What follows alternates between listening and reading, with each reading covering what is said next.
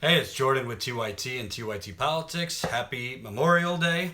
I was not planning on going live today, but I do have a fairly big story that will be going out tomorrow in written form, and I wanted to give you a sneak preview today. So I'll wait a little bit for the audience to build up here, but this is about the Flint water crisis and about a prosecutor who is supposed to be investigating that water crisis who might need to be investigated himself, sorry to say. So, if you've been following my reporting in Flint, I just got back from there last week. Flint is part of Genesee County. So, Genesee County is the county, and Flint is part of Genesee County. So, the Genesee County prosecutor, his name is David Layton. He's been prosecutor since 2004. As such, he will prosecute criminal cases as well as civil cases. And David Layton, in the beginning of 2016, was given the green light by state officials to oversee an investigation into the origins of the Flint water crisis. As such, there is already a investigator into the Flint water crisis, the state attorney general, Bill Schuette. Bill Schuette has charged several people, including two of the emergency managers who were in place in Flint, who made the disastrous decisions to switch from the Detroit water system to the Flint River in 2014. But David Layton is the county prosecutor who was also given green light to conduct an separate investigation. And he got that green light in January of 2016.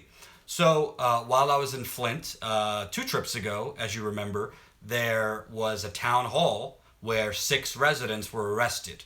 They were arrested for the crime of voicing dissent a little too loudly. None of those residents were aggressive. None of those residents did anything other than express their frustration that after 3 years, the water is still not palatable to drink.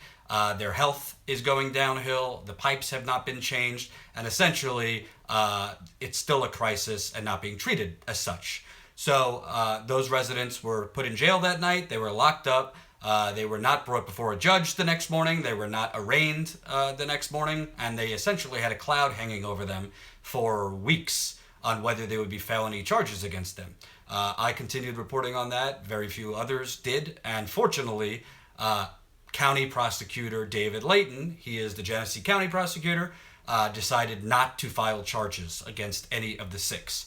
There's a small asterisk in that because the city of Flint can still technically charge the residents. So the county, which would be bringing state charges, did not file charges against the 6 residents. However, the Flint city attorney still has the right to do so.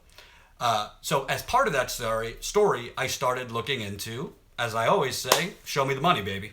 So I started looking into Mr. Layton, who is the county prosecutor of Genesee County. I started looking at his campaign finance reports. So as you know, if you're a public official, you need to file what money you receive. You campaign money, even if it's an off year, even if you're not running, you need to file where your money is coming from, who's donating to you, how much, and what it's for. It's pretty simple. It is not pleasurable to go through these documents, I'll tell you that much. I probably spent at least 12 to 14 hours going through this guy's documents and other people related to the Flint crisis. So I went through his 2016 campaign finance reports to see who has been giving him money, because we want to see who these public officials that are supposed to be investigating the water crisis, supposed to be bringing justice for the citizens of Flint, supposed to be pressing charges against the people who made this disastrous decision, if there was any impropriety, if there was any corruption behind the scenes that led to this decision. So of course, I want to know, who are these public officials indebted to?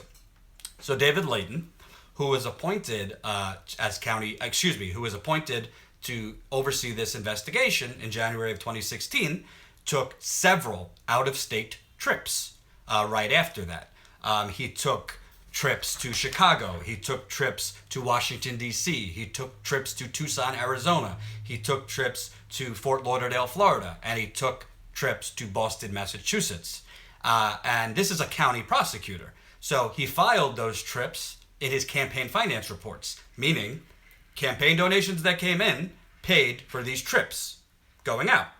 So I wondered, oh, that's a lot of out-of-state trips for a county prosecutor to take. And all of them were filed as NDAA travel.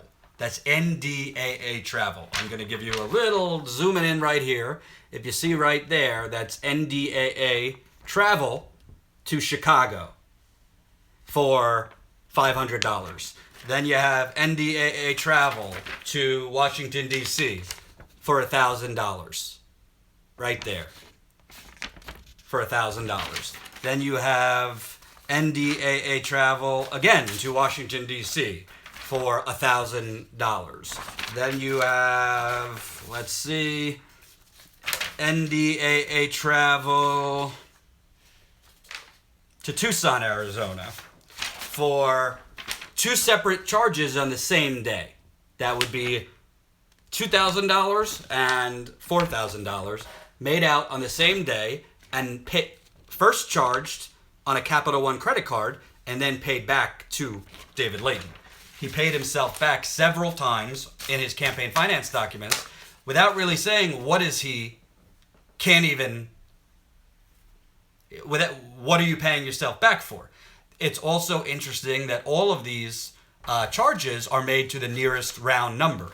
So when I go to Washington, D.C. or Tucson or Fort Lauderdale or whatever, if I go somewhere for TYT, I have a company credit card, but it's not like the hotel and the food, it's all rounded to $1,000 or $2,000 or $4,000. Obviously, charges don't work that way, so it could be, $1,225.67. So all these charges are made to the nearest round number.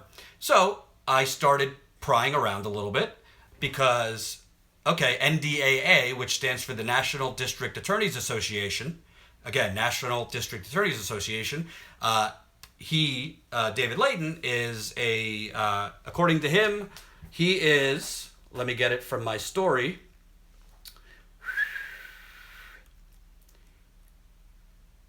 David Layton is the board member of the National District Attorneys Association. So according to him, he told me, in that capacity, I represent all 83 Michigan prosecuting attorneys. NDAA meets in various locales, and I am expected to attend the board of directors meetings as well as committee meetings and subcommittee meetings. This requires travel. So that's what he responded to me when I asked him, what are all these trips for? Okay, so David Layton says he traveled for these trips to Chicago, to Washington, D.C., Tucson, Arizona, Fort Lauderdale, and Boston to the tune of, you got $1,500, $2,000, $6,000, $4,000, $3,500. Upwards of between $15,000 and $20,000 for these trips for NDAA. So I looked on the NDAA's website where they have a list of when and where their meetings were. Well, the NDAA did not have meetings in Chicago in 2016. The NDAA did not have meetings in Washington, D.C. in 2016. The NDAA did not have meetings in Fort Lauderdale, Florida in 2016. The only things listed as meeting places is Boston, Massachusetts, and Tucson, Arizona. So I reached out to the NDAA itself to say, maybe their website's not updated, maybe not all the trips are on there. This is from NDAA Executive Director, Kay Chopard, to me. She said, several of the dates you list are not NDAA meetings, dates, or places, so I don't know what those might be. Ladies and gentlemen, we got him. So basically, this county prosecutor who, after being tasked with overseeing the Flint water investigation, took several out-of-state trips, designated it as travel for the National District Attorneys Association, and 3 out of the 5, they didn't exist. So him traveling to Fort Lauderdale, him traveling to Fort Lauderdale, to Chicago and Washington, D.C., wasn't doing it for what he filed on his campaign finance reports. There's also the issue, he paid himself directly thousands of dollars as NDAA travel.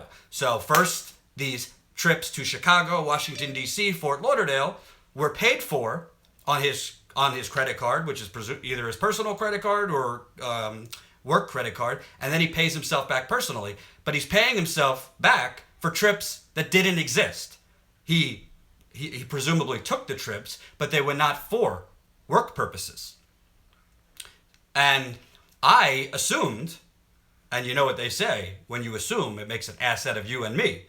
I assumed, all right, there's got to be a perfect explanation for this, because no public official is this sloppy and this stupid to literally just write on his campaign finance reports, I traveled to Fort Lauderdale or Washington or Chicago for this conference when the conference didn't exist. I mean, that's pretty easy to figure out.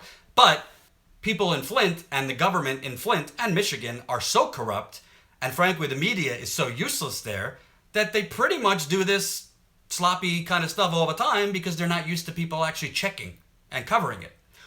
And so, you know, I initially reached out to Mr. Layton. He got back to me within an hour, so he was responsive.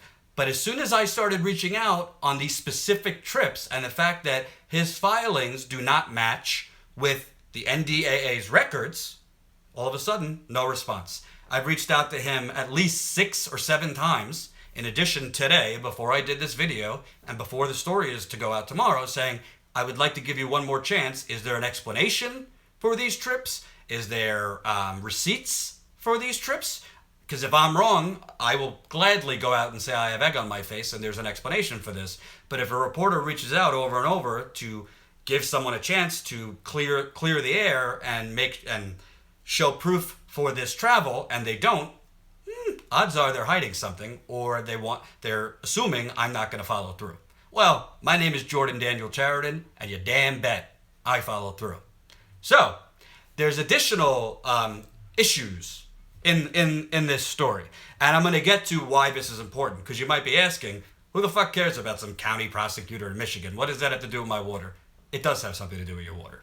So, in addition to these trips that... and I'm going to give you a sneak peek. You could read the story tomorrow. We're going to post it on the Young Turks Medium page. But I reached out to campaign finance experts in Michigan. One of those gentlemen told me if he went on some type of vacation that is not an incidental expense, and then he has problems under the Internal Revenue Code because it's probably a personal expense to him, and also the Campaign Finance Act. So Mr. Layton's going to have a little more trouble than just Jordan from the Young Turks. So in addition to these trips that don't particularly exist, he also has not responded why he paid himself back $12,000 for NDAA expenses. All the total expenses for the NDAA trips he says he took were $20,500. He also did not explain how all his lodging and travel expenses happened to total precisely to the whole number. Like I said, $1,500, $2,000, $4,000. In addition, he has not responded to Genesee County John Gleason, who I've interviewed for this story, who, by the way, has a lawsuit against the county right now and Layton for receipts. So the county clerk, myself, have asked him for receipts. Can you just show us the receipts for your trip to Chicago, the payment you made for the NDAA conference that the NDAA says did not happen, all these things. There's also the issue here of, wait for it, in addition to being the county prosecutor for Genesee County, he is also something called the Corporation Counsel. I know. So it's a little confusing. For the dummy, Corporation Counsel is essentially municipalities, cities, hire an independent person or body to essentially try civil cases. So if there's a civil matter, if there's a campaign finance irregularity or matter, the Corporation Counsel would be the one who goes into it and looks into it. So for example, if the county clerk, John Gleason, who has the campaign finance documents in his office, who has the campaign finance registrar, which has the register of deeds, if there is an issue with somebody's campaign finance reports, if there's an inconsistency or concerns or whatever, John Gleason, the county clerk, would then bring it to the corporation council, which is supposed to be an independent individual or body, not the county prosecutor. Well, 2 years ago, 2015, the Board of Commissioners of Genesee County, that is 9 individuals, that's the Board of Commissioners, gave David Layton, the county prosecutor, a $45,000 raise to become the corporation counsel. So essentially, who John Gleason, the county clerk, has to bring campaign finance issues to is the corporation counsel, who in this place is David Layton. So what happens when David Layton's friends, other public officials, if there is concerns about their campaign finance reports? He has no choice but to bring it to David Layton, who is he going to prosecute his friends or people he fundraises with or people who have donated to him? Even bigger than that, what happens when there's concerns or questions raised about David Layton's campaign finance? Who are you to bring that to? Well, in Genesee County right now, the county clerk, John Gleason, has to bring those concerns about David Layton's campaign finance reports and irregularities to, say it with me, David Layton. So it's a direct conflict of interest. It makes no sense. It's backwards. And by the way, if Genesee County Board of Commissioners gave you a $45,000 raise, are you going to look into any of those commissioners who might be having irregular campaign donations or irregular expenditures or any of that? Also, the Board of Commissioners does not make you the corporation counsel with a $45,000 raise without the folks in Lansing knowing, Lansing, Michigan being the council, being the capital. So this guy got a $45,000 raise, and since this raise, he has not charged anybody in his investigation of the Flint water crisis. Bill Schuette, the Attorney General, has tried people. Mr. Layton has not tried anybody in the Flint water crisis. And trust me, there are people to try. There are people to charge. You can't find what you're not looking for.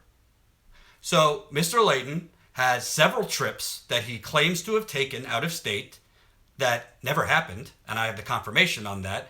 He has paid himself back several times for things that don't make sense, that he doesn't seem should be paying himself back for. He is in a blatant conflict of interest because he can't investigate himself. So at this point, unless in response to this video and in response to my written story, he suddenly has receipts, he suddenly has explanations for these trips, well, it seems that somebody's going to have to investigate him, and that would be the state attorney general, that's Bill Schuette. So why is this important? Well, I've been to Flint 7 times. There is a very strong mistrust among Flint residents of the state and local government. Why would they trust them? These are the people that poisoned them. Why would they trust them? These are the people that after 3 years still tell them it's in your heads, the water's fine. These are the people who don't want to talk about bacterial issues, which is now in the water, which is just, it's not the same thing as lead, but just as dangerous to your health. These are the people who have been giving them lip service for the last 3 years on changing the pipes. I could go on and on and on.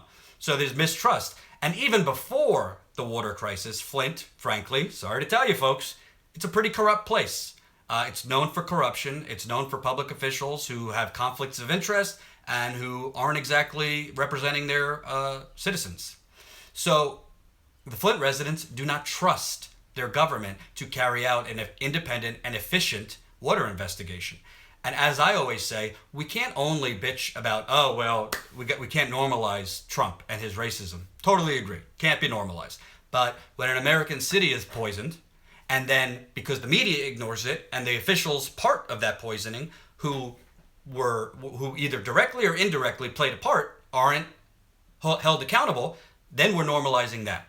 So the question is, how is Mr. Layton, the county prosecutor, who according to what I found, has basically fraudulently filed his campaign finance documents and essentially embezzled money, if this is true, which I think it is, how is he supposed to be the one prosecuting the origins of the water crisis in Flint. We should also not normalize corruption, because I meet too many residents who are like, yeah, that's just Flint. It's corrupt. No, that's not okay. It's not okay in America that we just sit and say, well, what can you do? This is just how they do business, so we just have to go about we just have to hope for crumbs to fall our way. No, corrupt officials who doctor their campaign finance reports have to be held accountable in the court of public opinion and law. So, I'm not going to give away the whole story. This will be posted on the TYT Politics, the Young Turks Medium page tomorrow morning. I'll be doing some follow-up reporting on it. Hopefully Mr. Layton has a great explanation, receipts, and all this, and I could come on tomorrow and say, I stand corrected. I'd be happy to. But I don't suspect that's going to happen. So enjoy your Memorial Day, Mr. Layton. Enjoy your Memorial Day, the rest of you fine folks watching. Share this video, and watch out for my Twitter and Facebook. I will publish the story tomorrow morning, and together we will take down the oligarchy. One corrupt bastard at a time. Peace out!